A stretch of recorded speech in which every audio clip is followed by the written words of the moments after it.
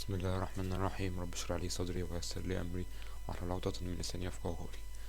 هنحل ميكانيكس 2015 2016.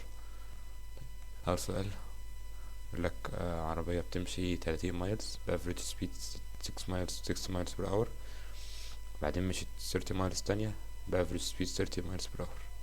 فايه الافريج سبيد بتاعتها في الرحلة كلها؟ ممكن نرسمها. هي مشيت كده 30 مايلز بسرعة 60 مايلز بير اور. معلش على الخط وانا اول مرة اشوف اصلا المسائل قدامكم يعني معلش. آه بعدين مشيت 30 مايلز تانية بسبيد 30 مايلز بير اور. تمام. هو عايز الافريج سبيد. طيب احنا عارفين ان الافريج سبيد هي total distance over total time. اوكي، فاحنا عايزين نجيب التوتال ديستانس. التوتال ديستانس عارفينها 60 30 بلس 30 60 over time. طيب احنا قسمنا التايم هنجيبها ازاي؟ هنا لو قسمناها نصين، النص الاولاني عندنا السبيد في هنا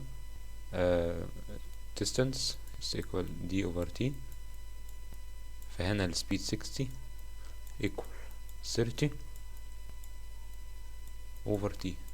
فلو جبنا عايزين نجيب التي في هنا الفيز الاولانية دي تبقى t equal، هنا نودينا الناحية التانية هتبقى 30 over 60 يعني half seconds half hour. اوكي، لو عملنا نفس الكلام هنا هنجيب s equal d over t، يعني 30 equal 30 over t، فهنعمل 30 over 30 فهنلاقي ان t equal 1. 30 over 30 1 hour. فلو جمعنا التايم في الرحلتين هتبقى 1 plus half يعني 1 and half، فهتبقى هنا total distance equal s equal 60 over t يعني 60 over 1.5. شوف بقى.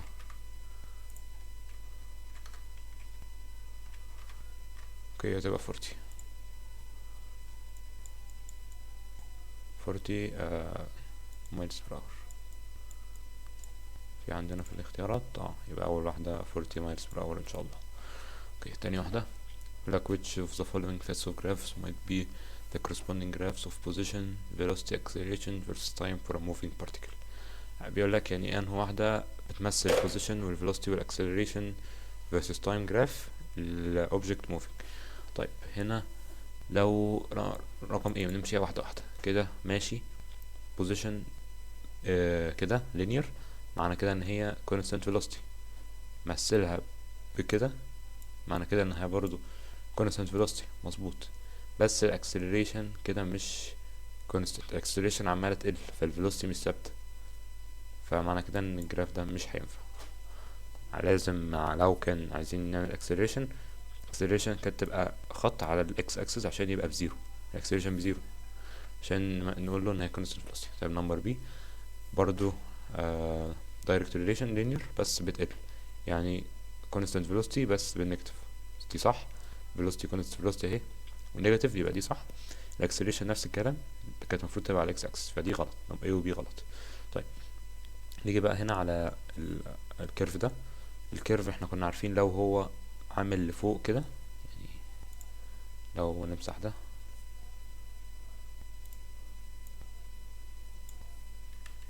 طيب لو احنا عارفين ان لو كيرف كوادراتيك فورمولا كده يبقى هو بوزيتيف، الاكسلريشن بوزيتيف. لو هو عامل كده يبقى الاكسلريشن نيجاتيف. تمام. طيب هو هنا عامل ازاي؟ يعني لو جالك كده او كده دي معناها انها شبه دي تبع دي، فالاكسلريشن نيجاتيف. لو جالك انها كده او كده الديستانس تايم كده معنى كده انها تبع دي، فالاكسلريشن هتبقى بوزيتيف.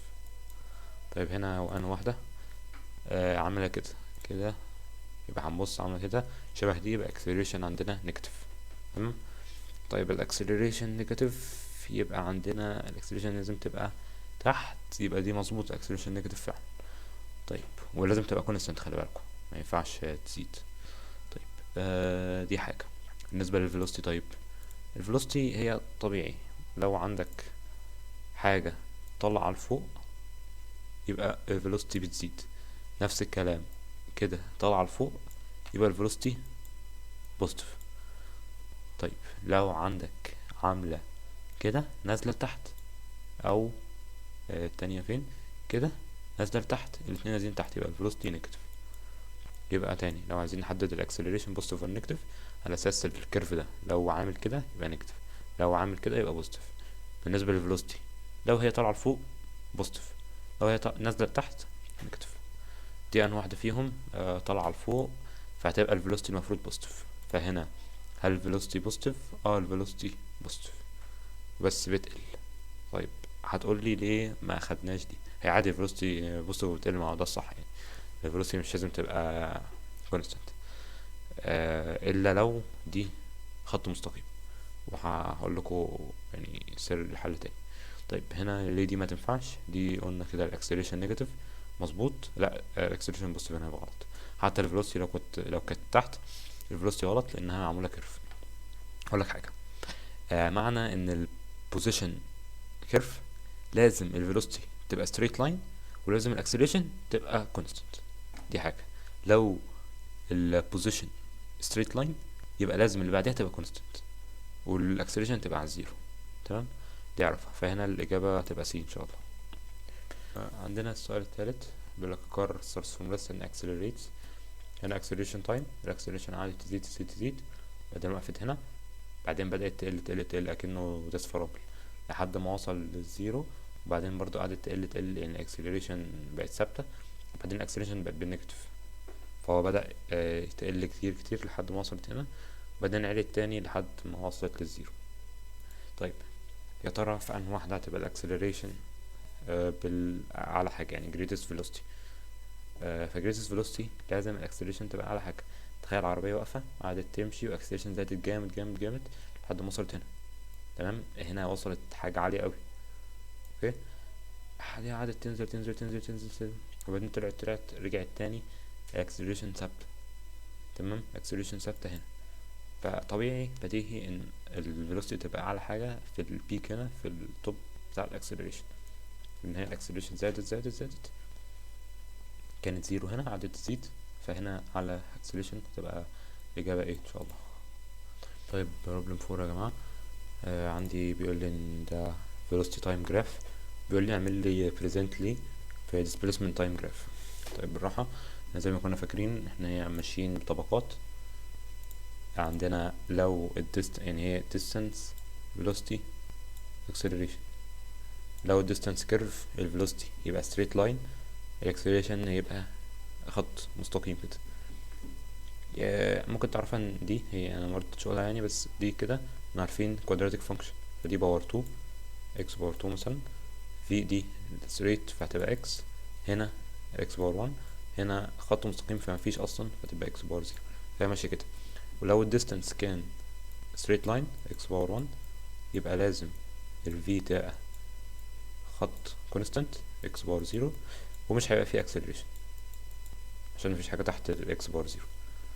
والعكس لو الديستانس خط كده تبقى x باور 0، ولا هيبقى فيه velocity ولا هيبقى فيه time، لان العربية هتبقى كأن حاجة يعني at rest. تمام. طيب هنا بيقول لي ان ال velocity straight line، معنى ان ال velocity straight line كده يعني هي constant velocity. constant velocity يبقى لازم ال distance تبقى curve. طيب دي كده ال distance، لو ال velocity كده straight line لازم ال distance تبقى curve، فانا عندي لازم يبقى curve هنا curve curve curve، خلاص تمام، دول كلهم ينفعوا. طيب بالنسبة لل velocity هي بتزيد، فلازم تبقى زي ما قلنا ان ال velocity positive لازم تبقى طالعة لفوق كده او كده. طيب في الاختيارات كله عندي يا كده يا كده، يبقى الاختيارات كلها تنفع برضو حاليا. نبص بقى على تالت حاجة واللي هي الاكسلريشن. من رأيك كده ال دي في تي يا ترى الاكسلريشن بتزيد ولا بتقل؟ طبعا الاكسلريشن بوزيتيف لان العربية عمالة تزيد سرعتها، فالاكسلريشن بوزيتيف. طيب معنى ان الاكسلريشن بوزيتيف، هسألك سؤال، هل الكيرف عامل كده ولا الكيرف يبقى عامل كده؟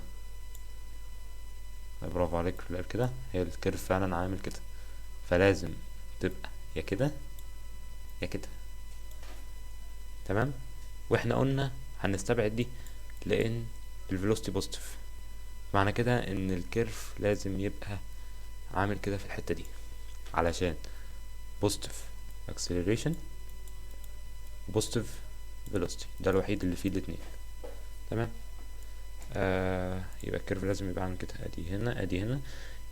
يبقى هنستبعد سي وايه، سي وايه ما ينفعوش. تمام. طيب كده بقى عندنا بي ودي. هنشوف تاني جزء، velocity straight line. يعني الفيلوسيتي ثابتة، اكنه مثلا طلع مشى في سرعة معينة، وبعدين حط مثبت السرعة فبقى ماشي بنفس السرعة، الفيلوسيتي ثابتة. طيب velocity straight line يبقى الديستانس هي ترى هيبقى ايه؟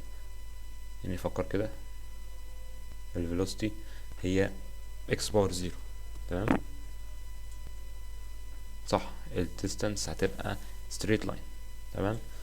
الديستانس هتبقى كده، احنا قلنا لو الفيلوسيتي خط كده يعني الفيلوسيتي ثابتة، اكن الديستانس كونستانت برضو، يعني كونستانت فيلوسيتي. كونستانت فيلوسيتي اللي هي كده هتبقى هي كونستانت فيلوسيتي بديستانس تايم. تمام.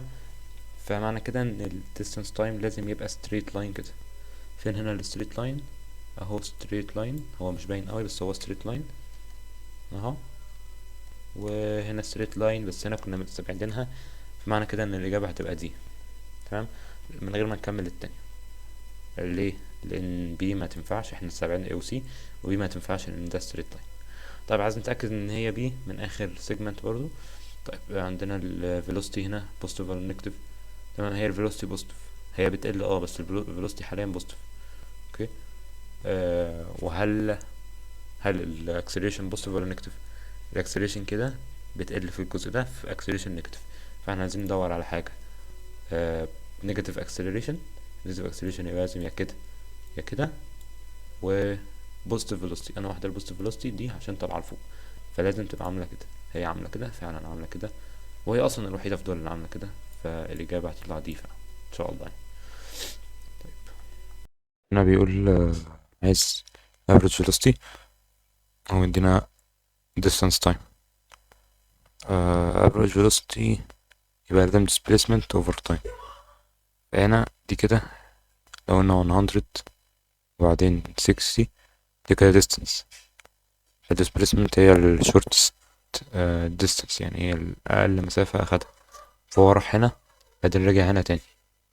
فال shortest displacement إن هو كان يروح من هنا لهنا على طول، فهي ال short displacement تبقى لحد 60، بس هو مش بادئ من عند 0، بادئ من عند ال 20. فال displacement هتبقى 60 minus 20 يعني 40، فهو مشى displacement equal 40. هو كان بادئ عند 20 مشى كل ده ورجع، يعني أكنه مشى لحد هنا فعمل 40 displacement. والتايم من أول هنا لهنا 50 seconds، هتبقى 40 divided by 50 هتطلع 0.8. متأكد برضه 0.8 تبقى الإجابة ايه. بيقول إن في ترين ماشي with 25 متر per second، وفي second train 40 meters per second، وقال إن الدايركشن same، هما ماشيين same direction.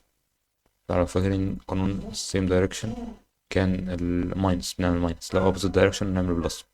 وعايز second train relative to the first، فلو second يعني velocity of ال second train اللي هو ال second relative له الفيرست، فنعمل السكند ماينس الفيرست. تمام. فلو عايز second relative to الفيرست هنعمل second minus first. هنا السكند 40 minus الفيرست 25 تطلع ب 15 meters per second. فالفكرة هنا ان هو same direction، فنعمل ماينس لإيه؟ الأقل السكند بدأ بالسكند يبقى نعمل السكند ماينس الفيرست وتطلع 15 meters per second.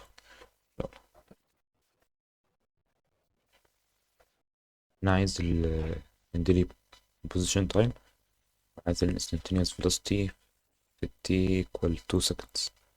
فين 2 seconds هنا؟ فهي ببساطة هنا كان position 0، فال instantaneous velocity عند الزيرو هتبقى زيرو، يعني زيرو اوفر تو distance over time زيرو اوفر تو زيرو meters per second. هتبقى الإجابة بي، لأن هو هيكون فان عند الإكس أكسس. قانون instantaneous velocity عشان لو عملناها، لو في كيرف، لو دي distance time في كيرف كده، بيقول لي هات ال instantaneous velocity هنا مثلا هو مديني النقطة هنا 4 second مثلا، وبيقول لي هات لي هنا ال instantaneous velocity. بنعمل ايه؟ بنرسم زي تانجنت، أنا بالظبط بس نرسم زي تانجنت كده، وبعدين ننزل right angle triangle، ونجيب السلوب بتاع ده. يعني لو نفترض سيتا سوري، نجيب التان بتاع دي، أو هو السلوب. فلو افترضنا دي 6 هنا 2 هنا مثلا ب4 هنا ب5 distance of that time. فلو افترضنا كده الأرقام دي، هتبقى عندي التان بتاع دي opposite over adjacent، فالopposite y2 minus y1 over x2 minus x1. يعني عندي 6 اللي هي هنا minus 2 عشان اجيب اللينس بتاع ده، x minus 2 over 5 minus 4 عشان اجيب اللينس بتاع ده، 5 minus 4 يعني 4 over 1. فالinstantaneous velocity في اللحظة دي هتبقى 4 meters per second. اوكي، هنا بيقول ان في جراف velocity time، حاجة بتتحرك يعني، تمام، وعايز الاكسلريشن as a fifth time. fifth time هنا ما بين ال4 وال6، نلاقي ان هي عند النقطة دي ال8. ف at the fifth time وممكن نعمل هنا 8 minus 6 over 5 minus 4. يعني هي velocity هنا هنعمل 2 minus y1 over x2 minus x1 يقول 8. هي هنا هتبقى 8 minus 6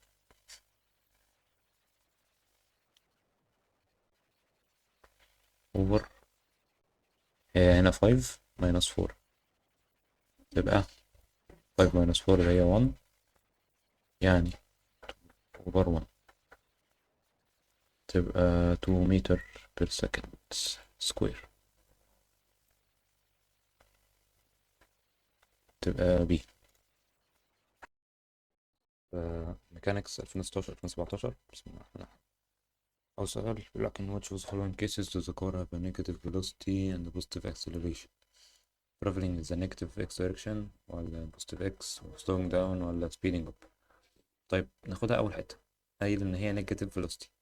negative velocity يعني مثلا أكني لو عندي reference stream east، هو ماشي في الويست، هو ماشي في النيجاتيف اكس، تمام. يعني لو انا لو انا العادي بتاعي ان العربيات ماشيه يمين فده البوزيتيف، فالنيجاتيف عندي ان هما يمشوا شمال، فالنيجاتيف اكس نيجاتيف فلوسي، فهتبقى نيجاتيف اكس دايركشن.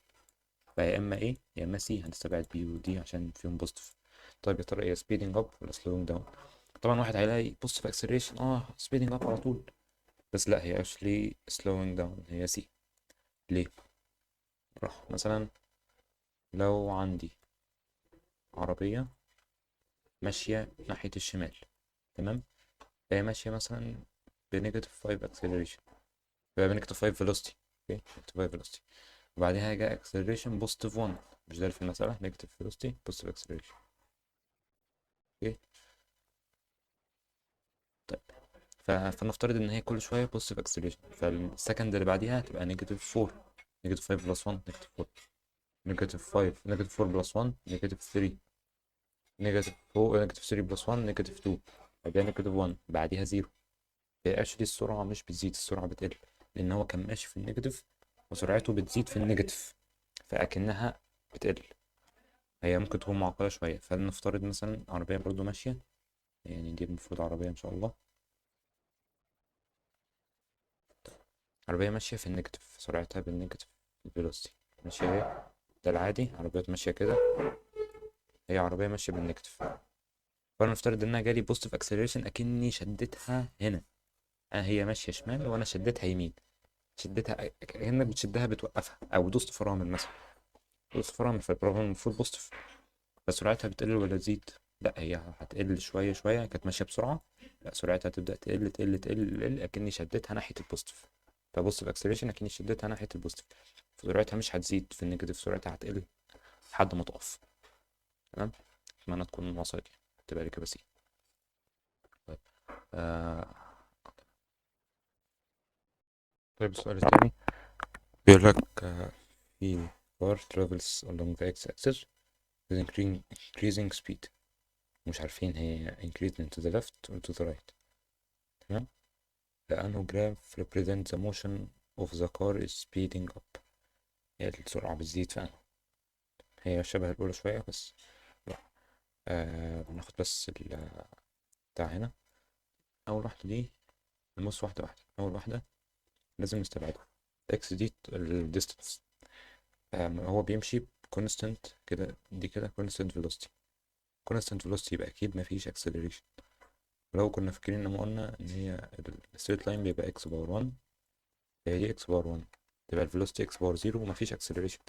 انت ماشي بكونستنت فيلوسيتي، السيفيريتي بتاعتك ثابتة، مفيش acceleration، فدي غلط لازم نستبعدها، لازم يبقى كيرف عشان يبقى فيه acceleration. طيب نترجم كل كيرف، احنا كنا قايلين كده، دي كده نيجاتيف، كده كده بوزيتيف، وقلنا على الفيلوسيتي لو هي طالعة فوق بوزيتيف، لو هي طالعة فوق بوزيتيف، هنا طالعة تحت نازلة تحت نيجاتيف، هنا نازلة تحت نيجاتيف، فدي نيجاتيف فيلوسيتي، نيجاتيف فيلوسيتي، بوزيتيف فيلوسيتي، بوزيتيف فيلوسيتي، وهنا بوزيتيف اكسلريشن الاتنين دول، هنا نيجاتيف اكسلريشن، اعتذر العكس، هنا نيجاتيف اكسلريشن. تمام، طيب نترجم كده، دي كده نازلة تحت فنيجاتيف فيلوسيتي، اوكي اهي، ونيجاتيف اكسلريشن، فأول واحدة عندي نيجاتيف اكسلريشن، نيجاتيف فيلوسيتي، هنا دي كده، دي كده بوزيتيف اكسلريشن وهي نازلة لتحت تبقى نيجاتيف فيلوسيتي، هنا كده نيجاتيف اكسلريشن، قلنا الكيرف عامل كده يبقى نيجاتيف اكسلريشن، هنا بوزيتيف فيلوسيتي لأنه طبعا فوق. طيب نترجم مثلا دول، دي كده نيجاتيف فيلوسيتي بوزيتيف اكسلريشن، أو في نفس السؤال اللي فات العربية ماشية في النيجاتيف وشدتها البوزيتيف، فهي كده معناها بوزيتيف اكسلريشن، معنى كده إن هي slowing down. تمام،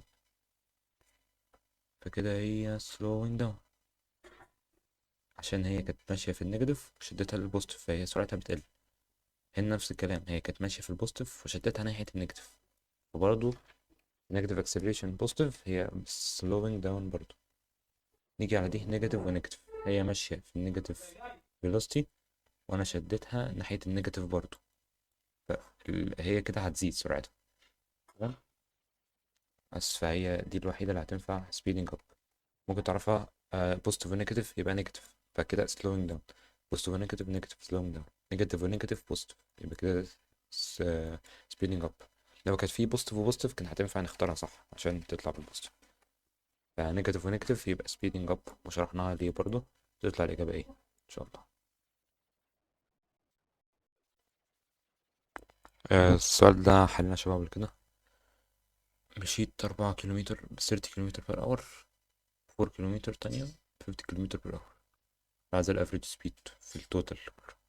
تانية بسرعة كده، أنا مشيت 4 كيلومتر ب 30 كيلومتر بر اور، 30 كيلومتر بر اور، بعدين مشيت 4 كيلومتر تانيين ب 50 كيلومتر بر اور، فأنا عندي average speed، هذا الافريج سبيد equal total distance، total distance over total time. total distance عندي معروفة 4 بلس 4 8، 8 over t، فأنا محتاج أجيب التي، فأقسمها نصين هجيب التي هنا، هنا s equal السبيد يعني equal distance over time، السبيد 30 equal 4 over t، فتي هتبقى equal 4 over 30 equal. طيب هتبقى 4 over 30 equal 0.13 تقريبا.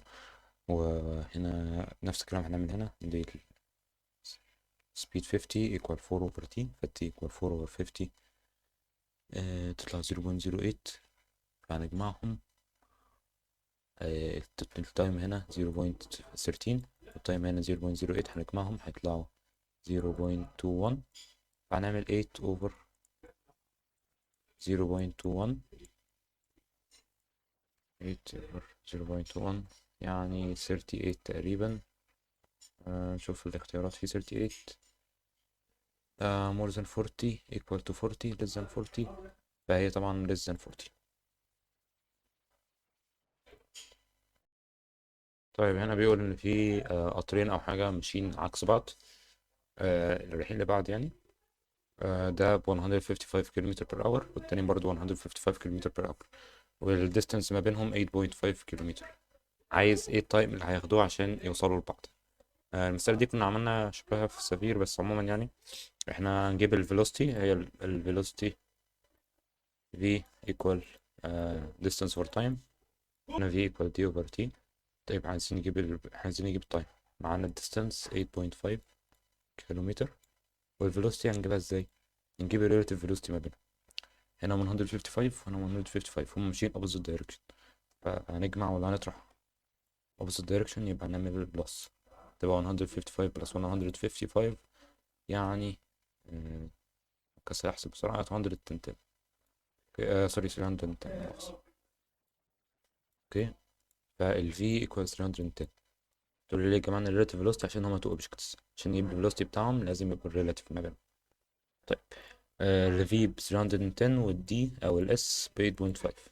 تمام، نعوض عادي. 310 equal 8.5 over T، T equal 8.5 over 310. نحسبها 8.5 over 310 يطلع معانا 0.0274. تمام، ناخد مثلا 0.027. 0.027. خلي بالك اور. هو في الاختيارات عايز minutes، عشان نحول من اور بالمينت نعمل تايم 60. هنعمل كل ده تايم 60، يطلع معانا تايم 60 يطلع معانا 1.6 تقريبا، 1.6 minutes. طيب في هنا في الاختيارات 1.6، هتبقى نمبر ايه. طيب سؤال نمبر 5 بيقول لك which pair of graphs represent the same motion. يعني عايز الاتنين جراف اللي بيبقوا شبه بعض، ده distance time وده speed time. بص واحدة واحدة. أول حاجة ده ماشي لينير كده خط مستقيم، فاللي بعديه لازم يبقى constant. هنا كده constant velocity نيجاتيف طبعا، فلازم هنا تبقى السبيد constant خط مستقيم. فرقم ايه ما ينفعش لأن دول عكس بعض. طيب distance time هنا كيرف وهنا خط مستقيم، فكده مظبوط. بس نراجع بقى الحاجة. كده acceleration positive ولا نيجاتيف؟ كده positive عشان عاملة شكل الكيرف ده. اوكي، يفضل لو ناخدها كده.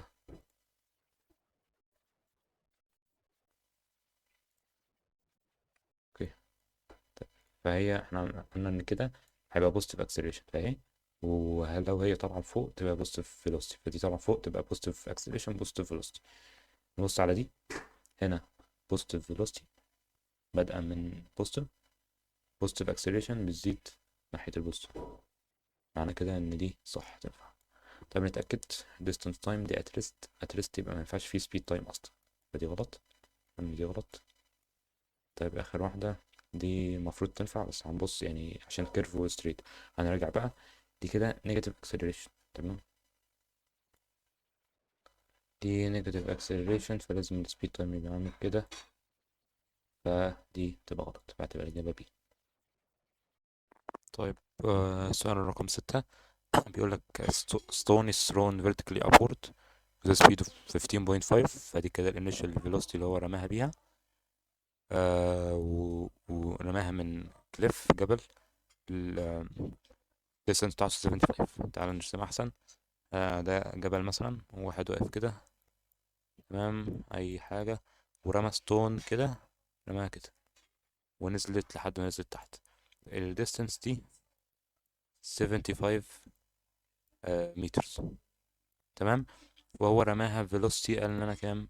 15.5. رماها فيلوسيتي بتاعتها هو بيرميها هنا كانت 15.5. طيب 15.5، احنا لو نفتكر كنا بنقول دايما ان الاكسلريشن في الفري فول ده كده، فري فول اللي هو بيحتفها وبيرميها، الاكسلريشن دايما لو فاكرين يعني نيجاتيف 9.8. اوكي، نيجاتيف جي، نيجاتيف 9.8. طيب نيجاتيف 9.8، وفي حاجة تانية لازم ناخد بالنا منها، ان هو بيحتف حاجة فطلعت فوق فوق فوق فوق، بعدين في لحظة هنا الفيلوسيتي فيها كانت بزيرو، تمام. في لحظة هنا الفيلوسيتي فيها بزيرو، ففوق خالص هي وقفت لثانية كده وبعدين نزلت تاني بالنيجاتيف. فلازم تاخد بالك ان هنا في النقطة دي كده ال V كانت بزيرو. V بزيرو، دي V لا مؤاخذة يعني على الخط. طيب احنا عايزين نجيب معانا ال 75 دي كلها، وعايزين نجيب الجزء اللي فاضل ده عشان هو عايز توتال ديستنس، فعايزين نجيب الجزء اللي فاضل. هنجيبه ازاي؟ طيب احنا عندنا نعمل كينيماتيك ايكويشنز لو فاكرين. هنمسح دي. تعالوا نكتبهم كده بسرعة. طيب اهم كتبناهم. لو فاكرين لما كنا في السيشن يعني كنا بنعمل ايه عشان نعمل نختار انو كلماتيك ايكويشن؟ كنا بنشوف الجيفن عندنا. طيب معلش يا شباب، كنا بنعمل ايه؟ كنا بنشوف الجيفن عندنا. طيب هنا احنا عايزين نجيب الفيلوسيتي في الجزء ده بس. اوكي. سوري، الديستانس في الجزء ده. فانا عايزين نجيب الاس، هي الانون اللي عندنا. طيب ايه اللي عندنا؟ عندنا اليو، الانيشال فيلوسيتي عندنا equal 15.5، وعندنا الاكسلريشن بنكتب 9.8، وعندنا الفي هنا التوب كانت بزيرو، عندنا الفي ايكوال زيرو. اوكي.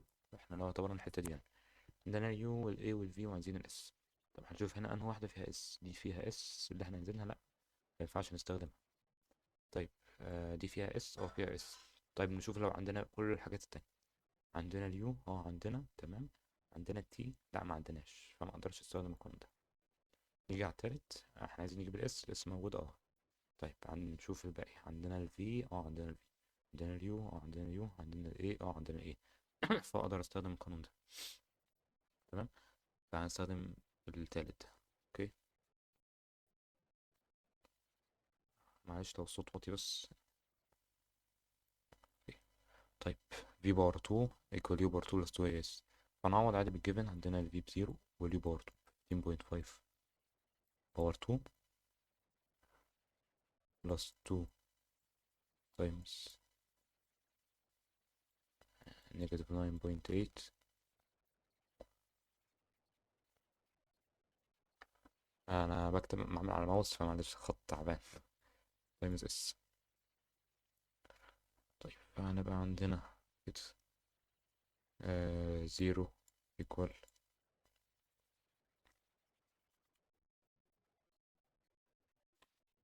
دي 240.25 بلس. هنا هتبقى نيجاتيف 9.8 فهنطلعها بره، فبدل ما اقول بلس وجوه نيجاتيف ونقول نيجاتيف هنا. 2 تايمز نيجاتيف 9.8 يعني 18، لا سوري 19.6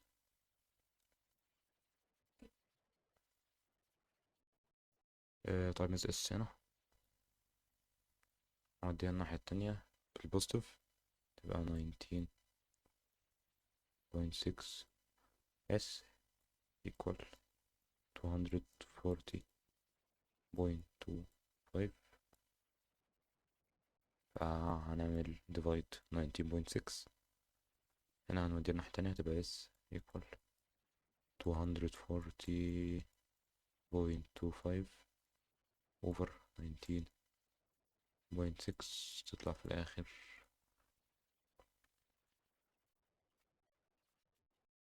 12.2 يعني، ماشي 12.25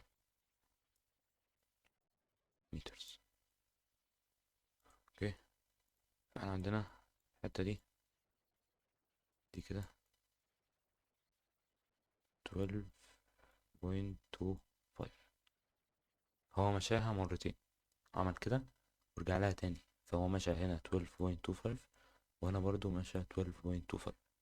فهو عشان يوصل للحتة دي عمل 12.25 times 2، يعني أخد 24.5.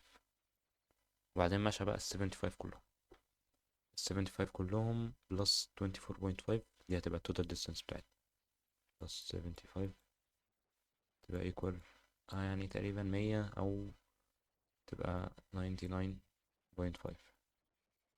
شوف الاختيارات، 99.5 اهي تبقى دي. اوكي. السؤال 7 جايب لي جراف displacement time، وعايز امتى الكار moving at a constant speed. فعندنا ال constant speed لازم تبقى ان لو هي عايزة خط straight كده linear، يعني لو عايزين ال constant speed تبقى كده يبقى لازم ال distance تبقى كده زي ما خدنا. اوكي. فهنشوف يعني أول واحدة نستبعدها طبعا، والسي دي نستبعدها، فيا إما بي سي يا دي إي. بس هي في الحقيقة هتبقى بي سي عشان هي ماشية في البوزيتيف. تبقى تقول طب ما هو دي ايه تنفع، دي ايه تنفع لو كانت فيلوسيتي، بس هو هنا في السؤال قايل سبيد، فسبيد دايما بتبقى بوزيتيف. هو يعني هو مش معترف بحاجة اسمها حاجة اسمها نيجاتيف كده، فهي هتبقى بي سي في الحقيقة، يعني عشان هي الوحيدة اللي بوزيتيف. دي ايه ما تنفعش الا لو كانت فيلوسيتي، لو كانت فيلوسيتي كان الاتنين ينفعوا. تبقى الإجابة بي. طيب السؤال 8 بيقول لك a ball is dropped from rest from a height 6 meter above the ground، وفضلت تنزل ونزلت بعد time 1.1 seconds later. هو عايز الافريج سبيد. هو السؤال يعني مباشر قوي، يبين لك ان هو في حاجة غريبة. انا برضو قعدت افكر يعني في حاجة غريبة، بس السؤال مباشر average speed equal distance over time. distance اهي 6 متر، time اهو 1.1، تعمل 6 divided by 1.1 يطلع لك 5.45، يعني اعمل approximation 5.5 يطلع لي اجابة ايه. هي تبان فيها حاجة وقايلة from rest ومعرفش ايه، بس لا هي صريحة. اوكي. طيب an object moves away from a motion detector with a constant speed which graph best represents a motion of object. يعني عايز لك ال constant speed، constant speed وجايب لك distance time graph. distance time constant يبقى لازم يبقى ال straight line ده distance time، تبقى الإجابة B constant speed. 10 بيقول لك what's the difference between an object speed and velocity. شوف الاختيارات كده، speed includes direction، لا speed أكيد مفيهاش direction. velocity includes time، هي فيها time بس السبيد فيها time برضو. طيب ال velocity includes the direction of travel وال speed does not. بالظبط، هو ال velocity فيها direction أما ال speed مفيهاش، فهو ده الفرق. A kingfisher is a bird that catches fish by plunging into water، معرفش كذا كذا كذا كذا. بيقولك إن هي بتنزل يعني. طيب بيقولك إنها نزلت from a height of 7 meters ب average speed 4 meter per second. How long does it take for it to reach the water. طيب هو برضو السؤال يعني ممكن يبان في فكرة، بس يعني أشوف بالراحة. هو بيقول، طيب هنقرا السؤال بالراحة. هو قايلك إن هي بتنزل تحت height 7 average speed 4. هو حرفيا السؤال مباشر برضو average speed equal distance over time. عندك ال average speed ب 4 وال distance ب 7، فالتايم هيبقى equal 7 over 4. هو السؤال ممكن يبان فيه حاجة، بس هو حرفيا مفيش. 1.7 approximately 1.8، فالإجابة هتبقى B. تمام، يعني ما تعادش نفسك. A parallel to B، وال A K plus 6 و 2، وال B 5 و 2، وعايز ال value بتاعت ال K اللي تخليهم parallel. ف ناخد السؤال هنا كده. اوكي. طيب قلنا في ال parallel لما two vectors parallel معناها ان السلوب بتاع ده هو السلوب بتاع ده. اوكي. طيب يعني ايه؟ يعني لو قلنا ان y over x هنا هتبقى y over x هنا، يعني هنا 2 over k، لا مؤاخذة على k plus 6 equal 2 over 5. اوكي. هتعمل cross multiplication معرفش ايه، او ممكن تقول خالص على طول ان كي هنا كي بلس 6 ايكوال 5، بس احسن نعمل كروس مولتيبيكيشن. نعمل هنا تايمز 2 تبقى 2k 2k بلس 12 equal 10. يعني k equal 10 minus 12 يعني نيجاتيف 2. 2k اسف. فكده هتبقى equal نيجاتيف 2 over 2 يعني نيجاتيف 1. انا قلت لكم احسن نعمل بالكروس مولتيبيكيشن عشان ما تلخبطش، بس حرفيا انت لو عملت دي equal دي هتنفع. طيب يبقى الكي بنيجاتيف 1 هي دي الإجابة، نيجاتيف 1، عشان نخليهم بارل. هو ده قانون، انت عشان هما بارل بيبقى الستوب بتاع ده equal الستوب بتاع ده. بس ده سؤال 12. طيب سؤال رقم 13 هنسرع شوية عشان طولنا. الموشن يعني ايه هنا اللي بيديسكرايب الاكسلريشن؟ عارفين acceleration rate of change of velocity velocity over time يعني. rate at which speed changes غلط، هي velocity. how quickly final velocity is reached لأ. whether motion is speeding up or slowing down لأ. هي the rate at which velocity changes، هي C. طيب هنا السؤال رقم 14 بيقول إن في عربية ماشية ولقى قدامه البتنجان ده، مش عارف اسمه الدير، الغزال لا مؤاخذة. فعمل فرامل وكان ماشي بسرعة 11.4، وعمل فرامل ومشى بأكسلريشن يعني لحد 3.80 لحد ما وقف. عايز يقول لك بقى هو الدير كان بعيد عنه 20 متر. هو دلوقتي لما عمل فرامل ووقف كان ايه البعد ما بينه وما بين الدير؟ تمام. دي حاجة. حاجة تانية عايز التايم needed for the ranges vehicle to stop. طيب نحل أول حاجة لو هي عندي، ناخد ده بس كده.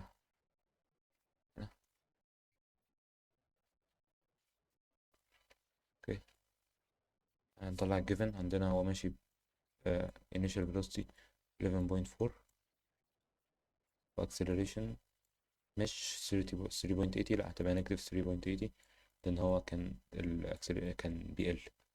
اوكي و ده اللي عندنا يعني 20 متر دي مش هنستعملها دلوقتي، هنستعملها ده بعدين. وتالت حاجة إن v equal 0، إن هو وقف فالفاينل velocity equal 0. طيب لو رسينا الكينيماتيك equations طبعا كنت كاتبها فوق، بس عموما هنلاقي يعني عندنا ايه اللي يناسب ده. احنا عايزين ال s، فنستخدم قانون ال s سوري ال v باور 2 equal u باور 2 plus 2as، لأن ده في ال s وفي كل حاجة احنا معانا v وال u وال a. طيب عندنا 0 equal 11.4 باور 2 plus 2 times negative 30.8 30.80 times s. يعني عندنا 11.4 times 11.4 129.96. عموما دي هتبقى بالنيجاتيف يعني نمشي خطوة خطوة. 129.96 96 ماينس عشان هنا في النيجاتيف هتطلع برا نيجاتيف 2 times 3.80 سوري 2 times 3.80 7.6. هتبقى عندنا هنا 7.6 اس. نودي دي الناحية التانية بالبوزيتيف تبقى 7.6 اس equal 129.96. هنعمل divide by 7.6 is equal ده over 129 over 7.6 equal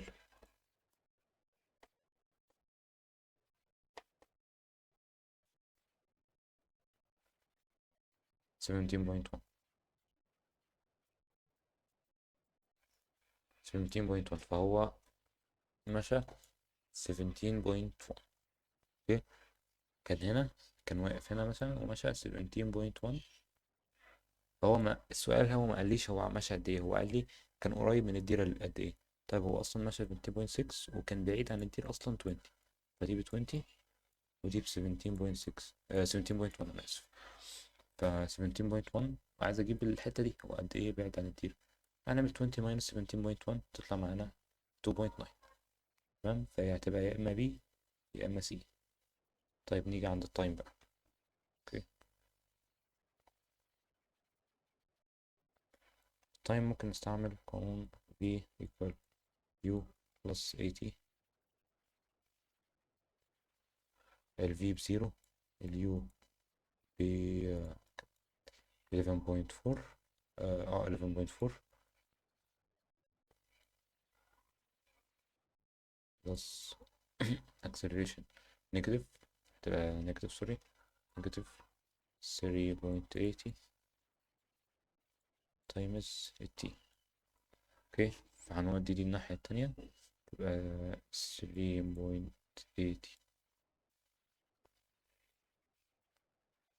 t equal 11.4. هنعمل divided by 3.80 نلاقي ان t equal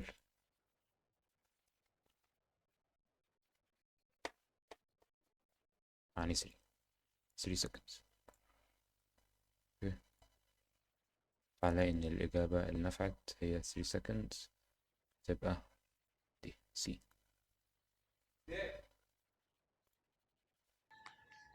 السلام عليكم.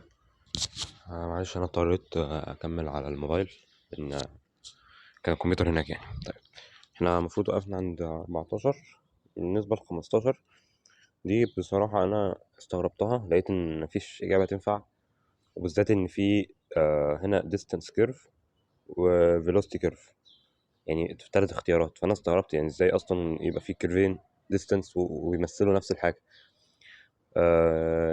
فدورت عليها على جوجل. الناس يعني كل الحاجات اللي في جوجل حلها دي. حلها ازاي بقى؟ حلها بكالكلس.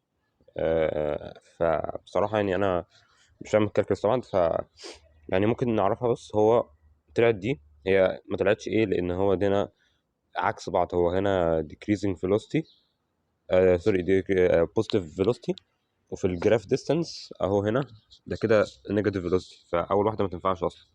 فنبص على دول هنلاقي ان دي تنفع. يعني هي distance كده كده معناها negative velocity، negative acceleration و positive velocity. هنا برضو الاكسلريشن تعتبر بتقل. فيعني من الاخر بصمجوها لان هي ملهاش تفسير منطقي غير كالكولس.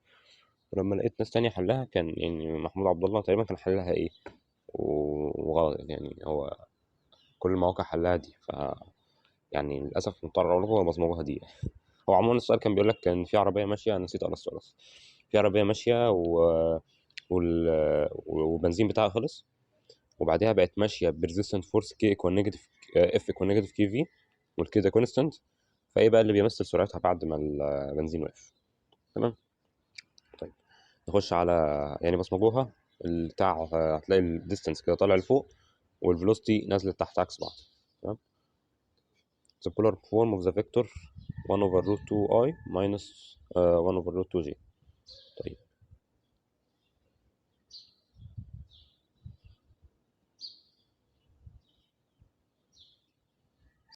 طيب احنا عندنا 1 over root 2 ونيجاتيف 1 over root 2. دي كان جنبيها I، ودي كان جنبيها j.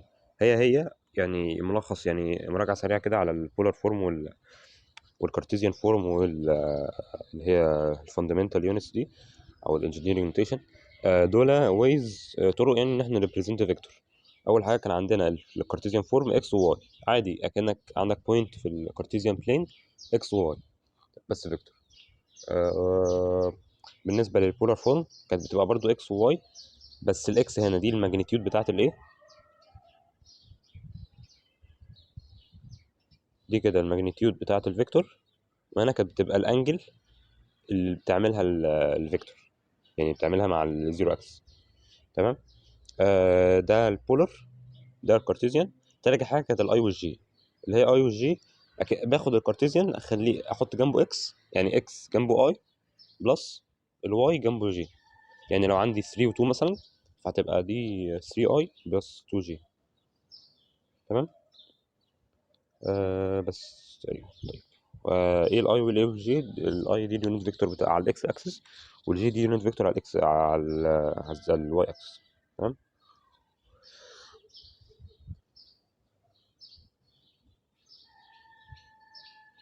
هو عايز كده مديها لنا في ايه، في الانجينيرنج نوتيشن او الفاندمنتال يونتس. طيب فهعمل ايه عشان نسهل الدنيا؟ يعني اعتبر دي الاكس اكسس وده الواي اكسس. اوكي. هو عايزها في البولار فورم. طيب عشان كنت احول من الكارتيزيان للبولار كنت بعمل ايه؟ بجيب الماجنتيود. اول حاجه قلنا الماجنتيود والانجل. اول حاجه الماجنتيود والانجل. تمام. الماجنتيود نجيبه ازاي؟ عادي، انت عندك حاجه ماشيه في الاكس وحاجه ماشيه في الواي، فتخيلها كده بايثاغورس، يعني عندك اكس كده وواي كده، فهتجيب الهيبوتنس ده هيبقى الماجنتيود. هيبقى عندك سكوير روت اكس باور 2 بلس واي باور 2، يعني سكوير روت 1 اوفر روت 2 اول باور 2. يعني انا موسع الخط بس بكتب بسرعه. بلس نيجاتيف 1 اوفر روت 2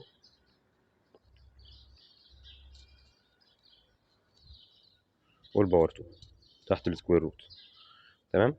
يعني ال 1 هتخش جوه فهتبقى 1 اوفر روت 2 باور 2 يعني 2، يعني هاف سكوير روت هاف. وهنا برضو الباور 2 هتقسم على 2، روت 2 باور 2 2، يعني هاف بلس هاف. هاف بلس هاف يعني 1، يعني سكوير روت 1، فالماجنتيود ايكوال 1. تمام. هنحط هنا 1. طيب عايزين نجيب الانجل، كنا بنعمل ايه؟ احنا عندنا هي ماشيه كده في الاكس وماشيه كده في الواي، فانا عايز اجيب الانجل دي هنا اهي. بعمل شيفت تان، تان الاوبوزيت اوفر ادجيسنت. بعمل شيفت تان لاني معايا الاوبوزيت ومعايا الادجيسنت، فبعمل شيفت تان الواي اوفر اكس. اوكي. بس نصيحه يعني حاجه مهمه، لما يكون عندك نيجاتيف في الاكس والواي شيل النيجاتيف خالص وهنتعامل معاها بعدين، عشان الشيفت تان بيهيس ساعات في الكالكوليتر لو ما عملتش، يعني لو عملت بالنيجاتيف. تمام. فانت بالراحه، انا عندي هشيل البوزيتيف خالص 1 اوفر روت 2 شيفت تان طبعا، طب باور نيجاتيف 1 1 اوفر روت 2 ديفايدد 1 اوفر روت 2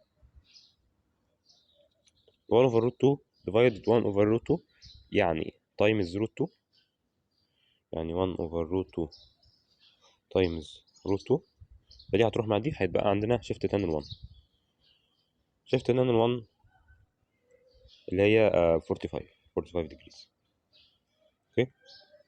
طيب دي بالنسبه للماجنتيود، بس زي ما قلت لكم بالراحه، طالما في نيجاتيف يبقى نشتغل بالراحه. هنشوف ده في انه كواد. تمام. احنا مشينا، لو عندي ده الاكس والواي، احنا مشينا هنا بوزيتيف اكس ونيجاتيف واي، يعني بوزيتيف اكس ونيجاتيف واي. وصلنا هنا يبقى احنا في الفورث كواد. فورث كواد وعندك انجل ب 45، فعشان تجيبها هتعمل ايه؟ تعمل 360 ماينس 45، يطلع عندك تقريبا ب 315. فبقى عندك الإجابة 1 315 degrees. شوف أنه اختيار عندنا دي إن شاء الله. A girl runs west at constant speed of 3 meter per second for 1 minute and then runs east at the same speed for 1 minute. هي مشيت 3 متر per second في دقيقة ناحية اليمين، ناحية الشمال آسف، وبعدين مشيت برضو 3 متر per second في دقيقة برضو ناحية اليمين. فأنت تفهم من كده إيه؟ هي مشيت 3 متر per second في دقيقة ورجعت 3 متر per second في نفس الدقيقة، يعني رجعت مكانها. تمام. What is the magnitude of the average velocity؟ خلي بالك الحل في كلمة velocity. velocity average velocity يعني displacement over time. displacement عندنا هو راحت شمال ورجعت نفس مكانها، يبقى displacement بكام؟ زيرو. زيرو over time يعني زيرو، فهتبقى الإجابة average velocity 0 متر per second، لأن هي مشيت ورجعت في نفس مكانها، فالفيلوسيتي هتبقى بزيرو. طيب بيقول لك هنا displacement time graph، وعايز الجزء الأوبجكت فيه بتكون ماشية in a straight line، يعني سوري في انه جزء بتبقى بتغير السبيد بتاعتها، في انه جزء غيرت السبيد بتاعتها. طيب عندنا سيكشن A displacement time، فماشيه ستريت لاين يعني constant velocity. لو فاكرين الستريت لاين في الديستنس تايم يعني، او displacement time يعني constant velocity. اوكي. فهي constant velocity يبقى ما غيرتش السبيد بتاعها، فاي غلط. رقم بي ستريت لاين ثابت باراليل تو الاكس، يبقى اتريست، هي البتاع اتريست عارفين عشان الديسبيسمنت مش بيتغير. سي نفس الكلام كونستنت فيلوسيتي بس راجع عن مكانها تاني. الدي اتريست عشان خط ستريت على بارل. الاي بقى كيرف يعني في تغير في اكسلريشن. تمام، لو فاكرين اي يعني لما يكون في كيرف يبقى في اكسلريشن، في اكسلريشن يبقى السرعه بتتغير، فالاجابه هتبقى اي اللي هي اختيار سي، عشان الكيرف دايما هو اللي بيبقى فيه change in speed او change in velocity.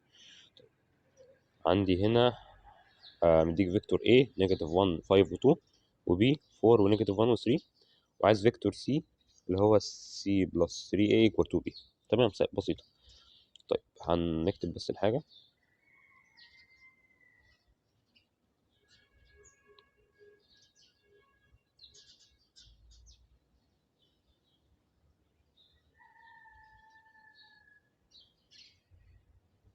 طيب عندنا فيكتور A نيجاتيف 1 و5 و2، عندنا فيكتور B ده ايه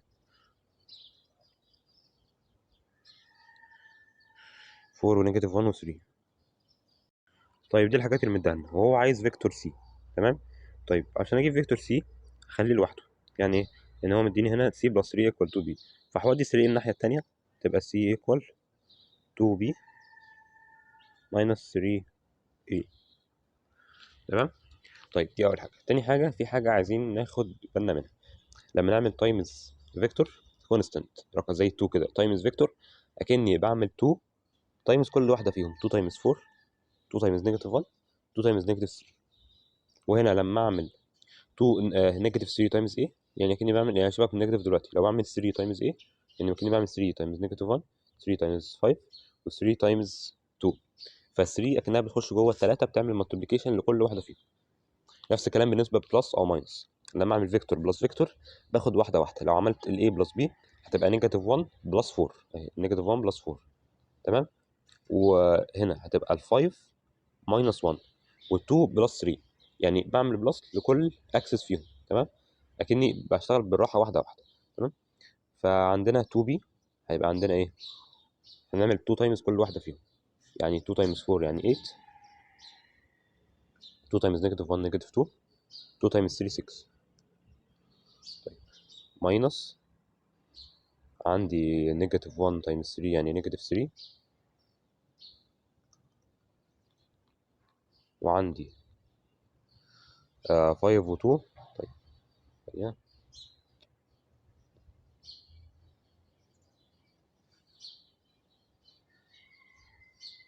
عندي 5 تايمز 3 15 و 2 تايمز 3 يعني 6.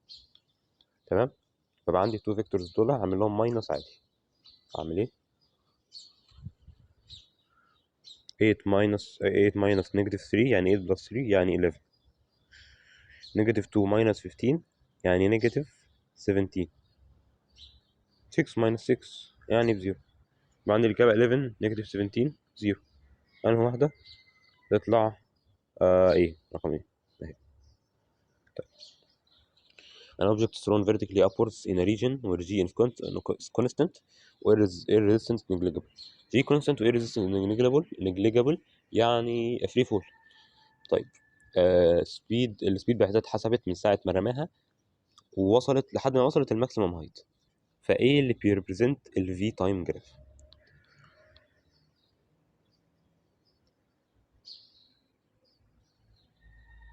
هو بيقول لي هنا ان هو واحد واقف هنا كده، شخص واقف هنا رمى طوبه مثلا وحدفها لفوق نزلت كده، فهم حسبوا من ساعه ما رماها لحد ما وصلت ماكسيمم هايت، هنا الماكسيمم هايت هو حسب الحته دي بس. تمام. فعايز يقول لي ايه الفيلوسيتي تايم جراف اللي بيريبريزنت من ساعه ما حدفها لحد ما طلعت فوق كده. فهنبص واحده واحده على الجرافات عندنا. هو عندنا فيلوسيتي تايم كونستانت، هو فعلا كونستانت، لان خلي بالك الاكسلريشن نيجاتيف 9.8. انا عندي دايما قلنا في الفري فول هو تحت تاثير الجرافيتي، فعندنا دايما يعني ده لازم ان الاكسلريشن تبقى نيجاتيف 9.8 اللي هي نيجاتيف جي. فعندي هنا الاكسلريشن ايكوال نيجاتيف 9.8. طيب الاكسلريشن كونستنت ما بتغيرش، معنى كده ان الفيلوسيتي تايم هيبقى ازاي؟ هيبقى خط ستريت. تمام. سيبك من النيجاتيف دلوقتي، الاكسلريشن رقم كونستنت، هتبقى الاكسلريشن مش كيرف اكسلريشن، هتبقى الفيلوسيتي تايم هتبقى كده، تبقى كده يعني هتبقى ستريت لاين يعني. تمام. في نيجاتيف هنا، خلي بالك في نيجاتيف يعني الفيلوسيتي بتقل، فانا لازم اعمل كده كده. اوكي، هنا يعني بلس 9.8، هنا كده نيجاتيف 9.8 عشان الفيلوسيتي بتقل، فلازم اعملها كده. اوكي، هي برضه هتبقى كونستنت بس في النيجاتيف، هتبقى الاختيار سي هو اللي عندنا عامل كده. طبعا دي ما تنفعش عشان كيرف، دي ما تنفعش عشان كيرف قصدي، وبي ما تنفعش علشان ماشي بكونستنت فيلوسيتي، يعني هو عارفين مش بيغير اكسلريشن اصلا، فهتبقى سي. You can work out the distance traveled from a speed time graph. What is the distance traveled by bus in its 25 journey. طيب هو السؤال ده محتاج شغل شوية، يعني محتاج رسم كتير، فهحاول أجيبه يعني على الوايت بورد. طيب هبص واحدة واحدة. هنا هو عايز مديني ده إيه؟ ده كده سبيد تايم جراف. هو كان قايل في المسألة ده سبيد تايم جراف. أوكي، ثانية.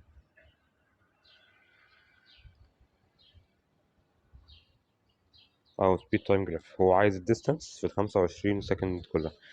طيب لو فاكرين مراجعة سريعة برضو على حتة الاريا اندر ذا كيرف، احنا كنا عندنا كده سبيد تايم جراف، كده في تي مثلا، وكده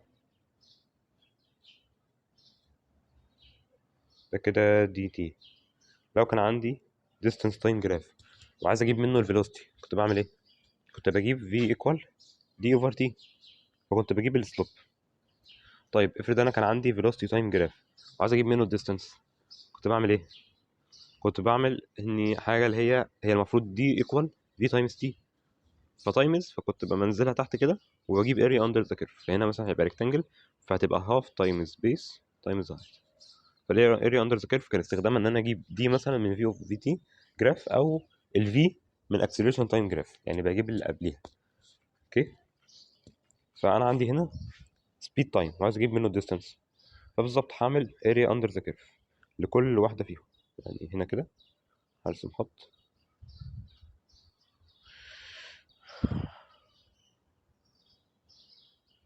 تمام، هقسمها خطوط يعني هنا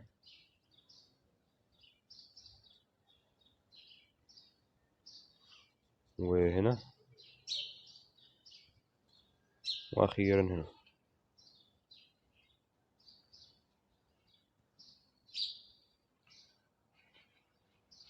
طيب هنا طبعا في هي كده ماشيه سبيد في الزيرو اكسس، يعني السبيد بزيرو، فهنا مش محتاج احسبها، او مش محتاج ارسم حاجه، فالحته دي اصلا مش هتبقى محسوبه معانا. حاسب بقى جزء جزء. هاف تايم التريانجل، لو هو تريانجل هاف تايمز بيس تايمز هايت، لو هو ريكتانجل البيس تايمز هايت، الاريا بتاعت الريكتانجل.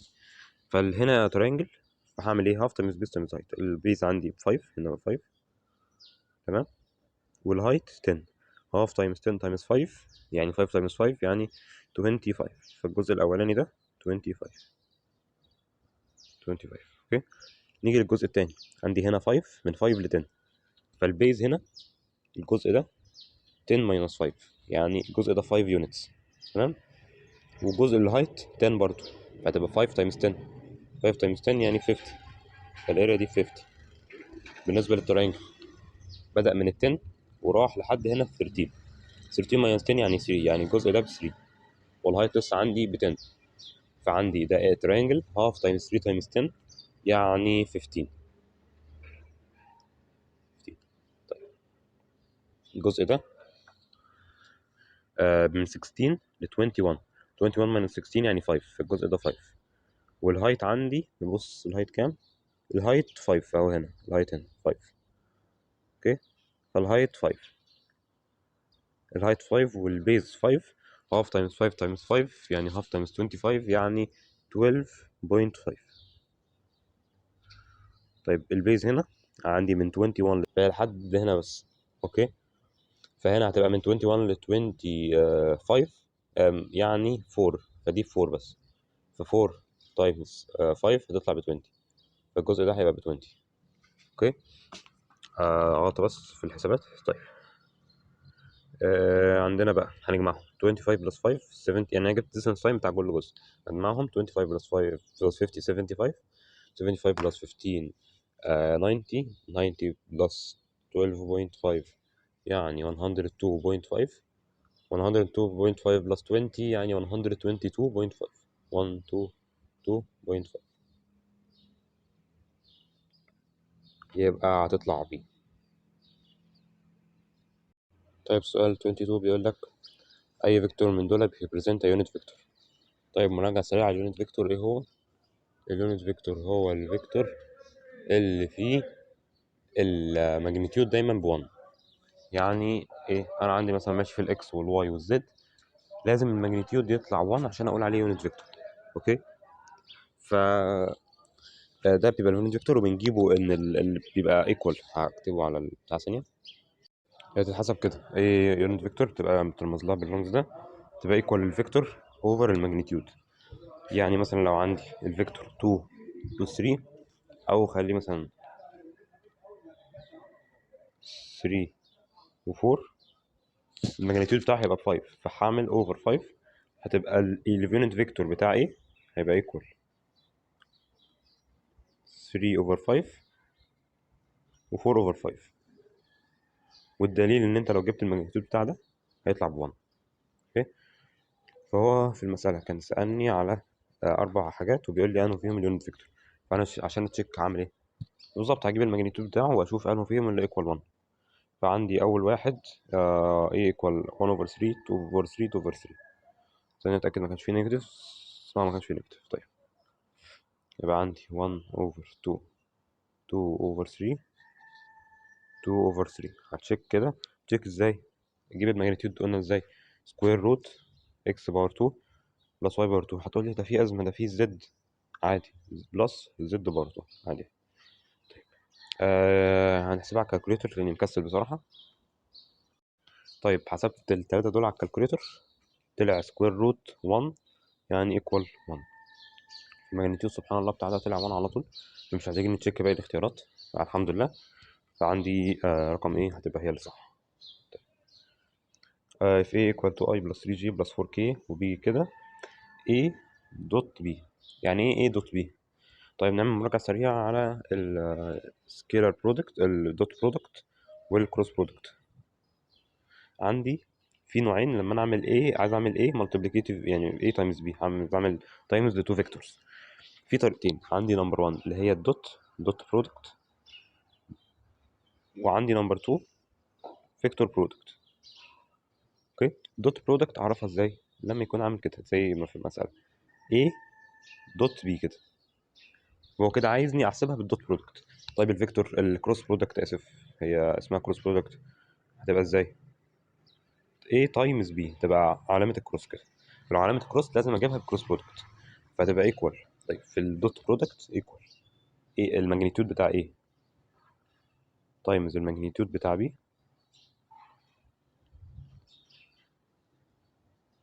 تايمز كوزاين الانجل اللي ما بينهم. تمام. احسب في الدوت برودكت كوزاين. تمام. طيب والاي تايمز بي تبقى ماجنتيود الاي تايمز ماجنتيود البي تايمز ايه بالظبط ساين الانجل اللي ما بينهم. وفي الاخر بيبقى فيه علامه الان كده. ايه الان دي؟ ده يونت فيكتور بيقول لك الدايركشن عشان ده فيكتور. فمثلا طلعت لي 5 5 in the direction of north مثلا، فالان دي بتريبريزنت الدايركشن. اوكي. طيب عايز تحفظها مثلا، ده سكيلر يعني هنا سوري كروس برودكت كروس في اس يبقى ساين. اوكي. والتانية هتبقى هي كوزاين الدوت برودكت. اوكي. هنا كان طالب طيب ثانية يعني بسرعة سريعا كده. لو في عمليات هنا قلنا لو فيكتور جايب لي الماجنتيود بتاعه، طب لو انا معيش الماجنتيود، لو عندي مثلا 3 و4 يعني ده كده كارتيزيان فورم تايمز، خليها نبدأ الأول بالدوت برودكت.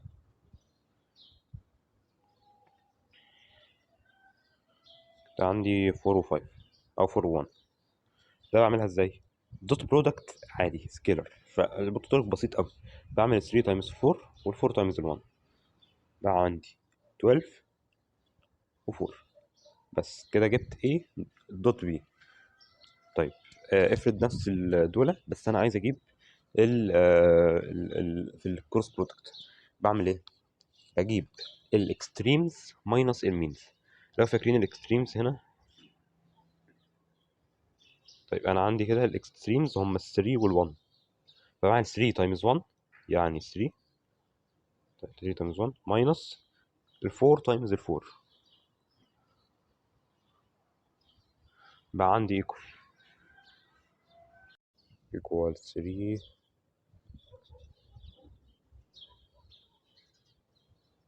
equal negative A times B كروس كده هيبقى equal الاكستريمز 3 times 1 minus 4 times 4 يعني 3 minus 3 يعني نيجاتيف 13. تقول لي ازاي نيجاتيف؟ ما عادي نيجاتيف مع فيكتور. تمام. طيب بس ده كده لو 2D، يعني احنا قلنا اهو لو ماجنتيود بعمل ايه.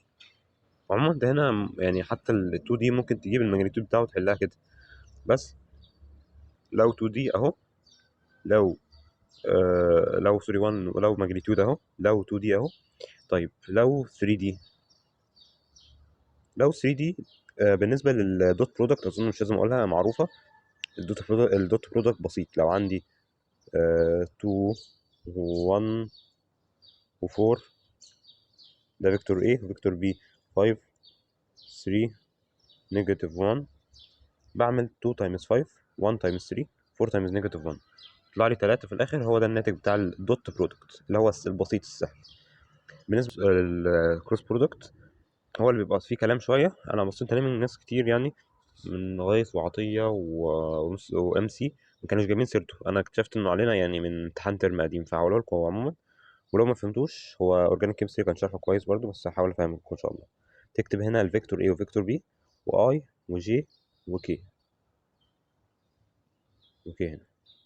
طيب بكتب هنا الاي والجي والكي بتوع الفيكتور A اللي هم هيبقوا 2 و1 و4، وفي فيكتور B هيبقوا 5 و3 ونيجاتيف 1.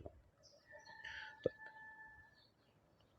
انا في الناتج النهائي عايز يطلع عندي حاجه اي بلس حاجه جي بلس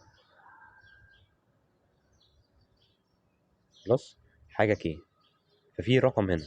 اوكي. طيب انا عايز اجيب الاي في الاول، يعني عايز اجيب الاكس على الاكس اكسس، فبعمل ايه؟ باخد الاي هنا بشطب عليها. اوكي. وباخد الاربعه المتبقيين. طيب هيبقى عندي الاربعه المتبقيين هنا هيبقوا 1 4 3، بكتبهم زي ما هم نيجاتيف 1. اوكي. بالنسبه لجي بشطب على جي وباخد الاربعه المتبقيين، اعتبر ان احنا خلاص مش طبناش على الاي. باخد الاربعه المتبقيين هيبقوا 2 اللي عند الاي، 2 4 اللي هي 2 هنا وال4 هنا و5 هنا والنيجاتيف 1، باخد كله ما عدا اللي في الجي، و5 ونيجاتيف 1. طيب اخر واحده عايز اجيب الكي، بشطب على الكي وباخد الاربعه المتبقين دول، فيبقى عندي 2 1 5 و3. تمام. طيب دي الخطوه الاولى. طيب تاني خطوه بعمل ايه؟ كده اتحولت عندي ل 2 دي. فاكرين كنا فوق في ال 2 دي قلنا بنعمل اكستريمز ماينس المينز، فهنا برضو هعمل ده تايمز ده ماينس ده تايمز ده. اوكي. يعني 1 تايمز 1 تايمز نيجاتيف 1 يعني نيجاتيف 1 ماينس 4 تايمز 3 يعني ماينس 12، تطلع عندي نيجاتيف 13. فهنا الاي هتبقى نيجاتيف 13. دي اول حاجه. طيب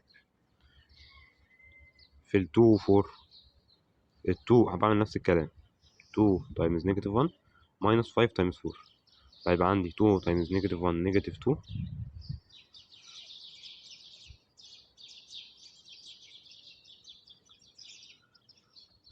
5 تايمز 4 ماينس 5 تايمز 4 ماينس 20، دي 20 نيجاتيف 22. فهنا هحط نيجاتيف 20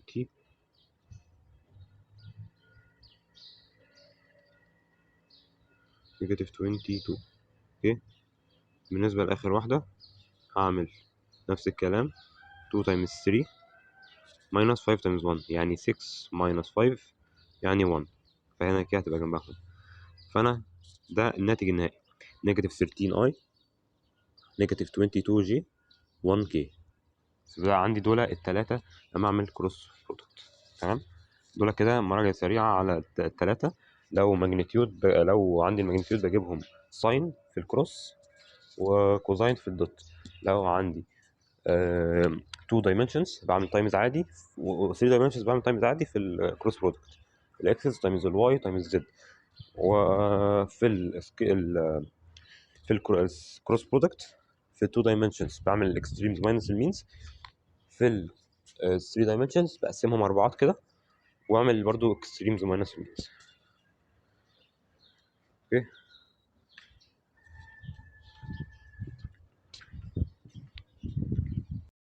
طيب نحل المسألة بقى.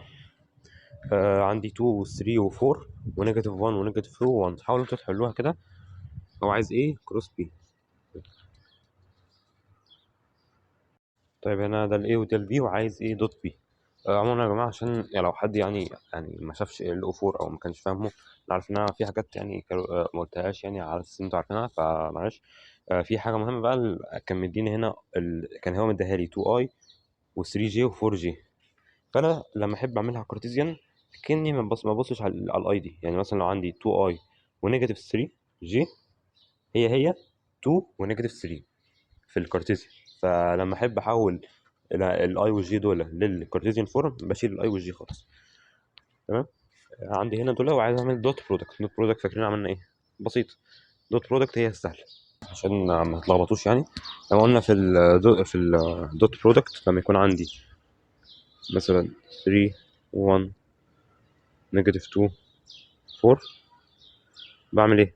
قلنا عادي بنعمل تايمز، فتبقى دي تايمز دي بلس دي تايمز دي. اوكي، تبقى نيجاتيف 6 بلس 4، في النهايه هيبقى نيجاتيف 2. اوكي، خلي بالكم الحته دي انا مش بجيب الماجنتيود بسكوير روت، لا. بعمل ايه؟ بعمل تايمز عادي وبعمل بلس للناتج بتاعي. تمام، فهتبقى هنا دي كده في A دوت B. لو ده A وده B تبقى يكون نيجاتيف 2. اوكي، الحته دي بس انا ما قلتهاش. وعندك برضو لو 3 دايمنشنز زي ما هنعمل دلوقتي، بعمل ايه؟ بجيب تايمز كل واحده وبجمعهم. فعندي هنا طيب 1 تايمز 2 تايمز نيجاتيف 1 قلنا تبقى نيجاتيف 2 نيجاتيف 2 نيجاتيف 6 و4. هيبقى عندي نيجاتيف 2 ماينس 6 بلس 4. نيجاتيف 2 ماينس 6 نيجاتيف 8، نيجاتيف 8 بلس 4 يعني نيجاتيف 4. تطلع الناتج نيجاتيف 4. يا جماعه بس مش عايزكم تتلخبطوا، عشان بس ما تكونش في حصل لخبطه. زي ما قلت لكم الدوت برودكت هو السهل، بنعمل تايمز وبنجمع. تمام، في اي حاجه. بس لو كانت ماجنتيود بس، ماجنتيود تايمز كوزاين. الكروس برودكت هو اللي فيه مشاكل، بنعمل تايمز ساين او ماجنتيود. لو 2 دايمنشنز اكستريمز ماينس المينز، ولو 3 دايمنشنز الماتريكس زي ما عملنا الجدول. فالناتج هنا هيطلع ب نيجاتيف. طيب السؤال اللي بعده يا شباب، يعني عايش هانت والله، وربنا يكرمنا يعني ان شاء الله. طيب عندنا 24 بيقول لك سبيد تايم جراف، وعايز الاكسلريشن في اول 20 سكند. سبيد تايم وعايز الاكسلريشن ايكوال سبيد اوف تايم، بس دلتا في على دلتا تي. اوكي، فهو عايز في اول 20 سكند. فهنا 25 ماينس الزيرو اوفر ال 20 اللي هي من التي هنا ماينس الزيرو، يعني 25 اوفر 20. ببساطه 25 اوفر 20 هتطلع 1.25، فهتطلع الاجابه دي. هو السؤال مش معقد ولا حاجه. لو لقيت سؤال سهل في الامتحان طبيعي عادي، في اسئله كتير سهله، ما تقولش بقى لا ده في لفه وخازوق فين معرفش ايه. فهي 25 اوفر 20 عادي. اوكي، ابوت موف سلولي. يقول لك ان في قارب ماشي. اوكي، ماشي بكونستانت سبيد 1.5 متر بير سكند. ده ماشي في كونستانت سبيد عادي، واول بقى ما عدى حته معينه راح ضرب سبرنت ماشي باكسلريشن 2.4 متر بير سكند سكويرد. عايز بقى الفيلوسيتي، الفاينل فيلوسيتي، هاو فار از ذا بوت موفينج افتر اكسلريتنج فور 5 seconds. يعني ايه سرعته بعد 5 seconds. وهاو فار هاز ذا بوت ترافلد، يعني عايز الديستانس برضو في نفس الخمس ثواني. طيب دي طبيعي طبعا كينماتيك ايكويشن.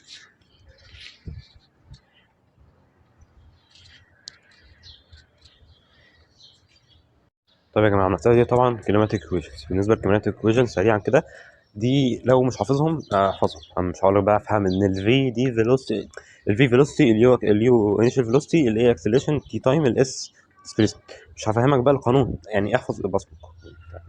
دول الثلاث قوانين، الرابع مش بنستخدمه كتير قوي، فممكن تكتفي بالثلاثه دول. اوكي. طيب احنا كنا بنعمل ايه عشان نعرف المساله دي نستخدم فيها انه قانون؟ كنا بنطلع الجيفن عندنا. اوكي. في المساله دي كان بيقول لك ان هو ماشي بكونستنت فيلوسيتي يو، يعني كونستنت فيلوسيتي 1.5، وبعدين فتح عمل اكسلريت يعني في الاول ما كانش فيه اكسلريشن، بعدين عمل اكسلريشن. فهو من اول ما حته يعمل اكسلريشن كانت الفيلوسيتي بتاعته 1.5، عمل اكسلريشن 2.4 ومشى لمده 5 سكندز، فاليو والاي والتي دول طلعناهم. فانا عندي يو واي وتي، عايز اجيب ايه؟ عايز اجيب في. الفي هتبقى ايه؟ طيب كنت بعمل ايه؟ انا عايز الفي، فبشوف ايه القانون اللي فيه في. هنا في، هنا مفيش في، هنا مفيش في، هنا 3 فيها في، فانا هبص على 1 و 3. طيب بالنسبه ل 1 3 لازم باقي الحاجات تبقى موجوده عندي. يعني انا عندي هنا يو، انا عندي يو، عندي يو تمام، عندي ايه، عندي تي، عندي ايه تمام، وعندي تي، عندي تي. فهنا القانون ده اقدر استخدمه. فانا افترض ان انا ما كانش عندي تي وكان عندي اس، كنت هبص هنا هلاقي ان في يو وفي ايه وفي اس، فكنت هستخدم القانون ده. فانت بتطلع انت عايز تجيب ايه وشوف الجيفن الباقي عندك ولا لا. لو عندك استخدم القانون ده تمام. فالقانون ده ينفع في ايكوال يو بلس اي تي،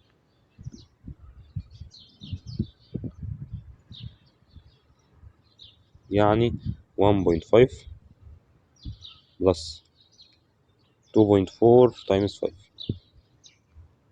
في 5. حسب عادي على الكالكوليتر، هنشوف تطلع كام. طلعت ب 13.5 متر بير سكند طبعا. طيب هنشوف في الاختيارات. هو عموما انت يعني هنلاقي هنا الاختيار هنا 13.5 هي الوحيده اللي موجوده فيها، فهي هتبقى دي. يعني عشان توفر وقتك في الامتحان نختار دي. عايزين تجيب التدريب بقى على الديسبيسمنت طبعا فيها، شايف الوقت ضيق. عموما عادي اس ايكوال يو تي بلس هاف اي تي سكويرد، عندك كل حاجه، فهتستخدم القانون التاني وتجيبها تعوض كل الارقام عادي، فمالهاش لازمه، هتطلع الاجابه دي. طيب يقول لك هنا اترين، هنا كوليجن جميل. طيب اترين كار اوف ماس 10 tons moves with a velocity 20 meter per second، وخبط في ترين تاني 10 tons. ما قاليش سرعته، قال لي اتريست تمام، فالفيلوسيتي هنا زيرو. move if both cars move directly after collision as one body. حد فاهم يعني ايه؟ ترجمه كده، as one body يعني inelastic collision. اوكي. وعايز الفيلوسيتي بتاعته في الاخر. بسرعه كده عشان لو محدش لو حد يعني لسه مش فاهم او ما يعرفش يعني ايه الاستيك وان الاستيك. كوليجن الاصطدام ما بين حاجتين. اوكي. يعني حاجتين خبطوا في بعض. الاستيك لما حاجتين يخبطوا وكل واحده فيهم تروح باتجاه معين بفيلوسيتي معينه. ان الاستيك لما حاجتين تخبط في بعض والاتنين بقوا يمشوا اكنهم بادي واحد بس بنفس الفيلوسيتي. مثال للان الاستيك لما يحصل حادث، لما عربيه ماشيه كده، عربيه واقفه مثلا وجت عربيه خبطتها، فالاثنين بقوا ماشيين كأنهم اوبجكت واحد، لزقوا في بعض يعني ان الاستيك بقوا ماشيين بنفس الفيلوسيتي. الاستيك لما مثلا كرة بولينج، في هنا حاجة بتاعة البولينج وضربت الكورة، فدي راحت في اتجاه مثلا والبولينج كملت هنا، دي فيلوسيتي ودي فيلوسيتي، ف دي الاستيك. اوكي. ده الفرق ما بينهم. ايه كمان؟ عندي حاجة مهمة قوي، اللو اوف كونزرفيشن اوف مومنتوم. ايه المومنتوم؟ المومنتوم ده اللي هي ماس ان موشن، القانون بتاعها بي ايكوال ام في. ام في. اوكي. ماس تايمز فيلوسيتي. في حاجه اسمها الكونزرفيشن اوف مومنتم، حفظ المومنتم. يعني المومنتم قبل الكوليجن بيبقى ايكوال المومنتم بعد الكوليجن، ده في كل انواع الكوليجن كده كده يعني، ده موجود دايما هيستخدمه على طول. طيب في ايكوال ام في، فعندي بي 1 بلس بي 2، يعني العربيه 1 بلس العربيه 2 مثلا ايكوال بي 1 داش بلس بي 2 داش. ف M1 V1 داش M1 بلس V1 بلس M2 V2 يكوال M1 V1 داش بلس M2 V2 داش. هتكتب هتعوض بده عادي بالبي يكوال MV هنا. تمام. طيب في حاجه بقى مهمه هنكتبها بسرعه طيب عشان اعرفكم حاجه. طيب اهو اللي فوق ده M1 بلس M2 M2 V2 يكوال M1 V1 داش بلس M2 V2 داش، اهو هو ده ده يعني المومنتم قبل هو المومنتم بعد. طيب في حاجه مهمه بقى، ده في كله الاستيك وان الاستيك. في الان الاستيك احنا قلنا ان هم لما يخبطوا في بعض ان الاستيك، فاكنهم احفظها يعني ان الاستيك بقوا هم ان يعني في ان ذا سيم دايركشن او ان ذا سيم موشن. ان الاستيك ان ذا سيم موشن، فهو بنفس الفيلوسيتي. تمام. فالفي هنا الفي افتر هي اللي بتبقى ايكوال هنا، في دي ايكوال في دي. تمام. فانا بعمل ايه؟ اكني باخد في كومن فاكتور. مش في هنا ايكوال في هنا، هاخدها كومن فاكتور، يبقى لي ام1 بلس ام2. معلش دي ام معاقه شويه. هوديها الناحيه التانيه بالديفايد، هيطلع عندي في الاخر. ثانيه واحده، الوايت بورد ده معاق شويه معلش. طيب يطلع عندي في ايكوال ام1 في1 بلس في ام2 في2 اوفر ام1 بلس ام2. ده امتى؟ في الان الاستيك، احفظها، ده في الان الاستيك. اما اللي فوق ده في كله، ده في كله، ده في كله يا جماعه. اوكي. في الان الاستيك باخدها كومن فاكتور وبعرف اجيب الفي في الاخر. في الالاستيك لا، بعرف اجيب الفي ازاي؟ بجيبها بقانون تاني انا كنت عامله في السلايد بتاع الميكا السيشن، بس هو حوار طويل شويه يعني، فمش هقدر اقوله دلوقتي. حاجه اخيره، ان انت عندك قانون الكايناتيك انرجي. في الالاستيك الكايناتيك انرجي قبل بتبقى هي الكايناتيك انرجي بعد، زي المومنتم كده. اما في الان الاستيك الكايناتيك انرجي بتتغير. اوكي. ده اللي محتاج تعرفه يعني. نرجع للمساله بتاعتنا. طيب زي ما قلنا في القانون، في ايكوال ده ان الاستيك، ففي ايكوال ام1 بلس ام1 في 1 اهو 10 تايمز 20 بلس ام2 في 2. هتقول لي طب فين الام2 في 2؟ اقول لك هو قال لي اترست، ففي 2 بزيرو، فاكن اللي على اليمين ده خالص اتكنسل. تمام. فهتبقى ام1 في 1 بلس ام2 في 2 هتبقى بزيرو اوفر ام1 بلس ام2. ام1 ب 10 وام2 ب 10، فهتبقى 20 200 اوفر 20 يعني 10. فالفيلوسيتي فاينل هتبقى ب 10. اوكي. في حاجه دي تقريبا بيكررها على طول، بيقول لك في انه دايركشن بقى، لان انت دايما محتاج الدايركشن دي فيلوسيتي. فهتبقى يا ايه بي، هنستبعد سي ودي، فهتبقى 10 in the direction of the motion of the first car ولا in the opposite direction of the motion of the first car. تخيل كده عربيه واقفه، واحد جه خبطها، هتمشي معاه ولا هترجع لورا؟ سبحان الله، اكيد مش هترجع لورا، فهي in the motion of the first car itself، مش هتمشي عكس الاتجاه، دي العربيه واقفه مكانها. تمام. فهتبقى رقم ايه in the direction of the first motion، لانها هتاخدها معاها. اوكي. طيب تاني مسألة على الكوليجن هي اللي فيها كلام شوية. بيقول لك تو بولز، دي هنا 100 جرام ودي 50 جرام، هي دي ال 100 جرام ودي ال 50 جرام، move in opposite directions. اوكي. خبطوا في بعض و velocity of the first was of magnitude 50. دي يعني دي هي عنده first، قال لي الفيرست هي magnitude 50، فهي دي الفيرست. والسكند اللي هي ب 40، هي السكند ب 30 اهي 30 متر per second. فعندي اللي على الشمال دي كده السكند، ودي كده الفيرست بالنسبه له. اوكي. وهنا السي عامل لي الدايركشن عشان ما اتلخبطش، الريفرنس فريم بتاعي السي هي اللي في البوزيتيف. اوكي. يعني ناحيه الشمال هنا هي البوزيتيف عندي، الشمال هو البوزيتيف عنده هو. اوكي. فهو مديني الريفرنس بتاعي، اعتبر الشمال بوزيتيف واليمين نيجاتيف، هقول له حاضر يا عم. فال50 هي اللي هتبقى البوزيتيف وال30 اللي هتبقى عكسها ناحيه اليمين بالنيجاتيف، فعادي مفيش مشاكل. بيقول لي في ذا سكند بول اهي اللي بالاصفر، ريباوندد يعني رجعت اتخبطت ورجعت عكس اتجاهها with velocity 40 centimeters per second. Find the magnitude and the direction of the velocity بتاعت السكند بول بعد الكوليجن. فانا عندي M1 و V1 وعندي ال V1 بعد الكوليجن، وعايز اجيب ال V2 بعد الكوليجن. اوكي. فهعمل ايه؟ طيب يا جماعه هنعمل قانون عادي، M1 V1 بلس M2 V2 equal M1 V1 dash بلس M2 V2 dash. عندي اول عربيه كانت 100، الماس بتاعها 100، كانت ماشيه بفيلوسيتي 50 وكانت بوزيتيف ولا نيجاتيف؟ بوزيتيف، عشان قال لي ان السي ناحيه الشمال هي البوزيتيف، فعندي ال 50 هي البوزيتيف. اوكي. وعندي ال 50 الماس الثانيه 50 والفيلوسيتي بتاعتها نيجاتيف 30 عشان هي ماشيه تحت ناحيه اليمين. اوكي. ايكوال 100 تايمز في 1 داش، في 1 هي اللي مش معايا، انا عارف ان هو في المساله كان كاتب سكند بول، بس هو غلطه من عنده، المفروض قصده فيرست بول يعني، بس سيبك منها، يعني انت عوض بالارقام بس. ف 100 في 1 داش دي اللي مش معايا، بلس 50 تايمز 40. 50 دي اللي هي الماس بتاعها، وال 40 قال لي ان هي رجعت اهو، قال لي ان هي رجعت بفيلوسيتي 40 سنتيمتر. طيب هي رجعت بفيلوسيتي 40 سنتيمتر اللي هي البول الصفراء، مشيت كده ورجعت ريباوندد يعني عكست اتجاهها. طيب هي كانت بالنيجاتيف، هتعكس اتجاهها هتبقى بناحيه الشمال، تخيل كده تخبط وترجع شمال، فهتبقى بوزيتيف عادي، فهقول 40 بوزيتيف عادي. تمام. طيب حولنا بالارقام عادي، طلع لي 5000 ماينس 1500 يعني 1500 ايكوال 100 في 1 داش بلس 2000. تمام. آه فهنعمل ايه؟ 100 في 1 داش ايكوال دي كده 3500. تمام. عايز اخلي الموفي 1 لوحدها، فهودي ال 2000 دي الناحيه التانيه بالنيجاتيف، فتبقى 3500 ماينس 2000، يعني ال 100 في 1 داش ايكوال 1500. فال في 1 داش هنعمل ديفايد 100، ال في 1 داش ب 15. طيب طبعا في الاختيارات هيقابلني حاجه مهمه جدا، حاجه خطيره، هيقول لي في 1 داش in the direction ولا in the opposite direction. طيب افتكر هي طلعت معايا بكام؟ طلعت معايا ب 15. تمام. فهي 15 يا بي يا سي، دايركشن اوف سي ولا دايركشنز اوف ذا سي؟ دي هتعرفها منين يا ترى؟ هتعرفها ببساطه من البوزيتيف او النيجاتيف.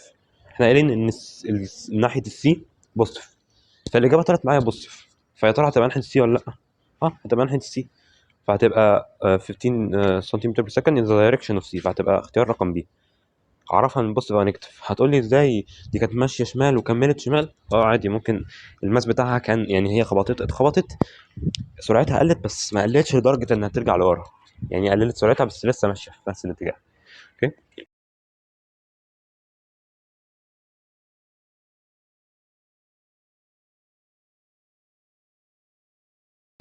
بس تقريبا ده كده امتحان 2016 باين 2016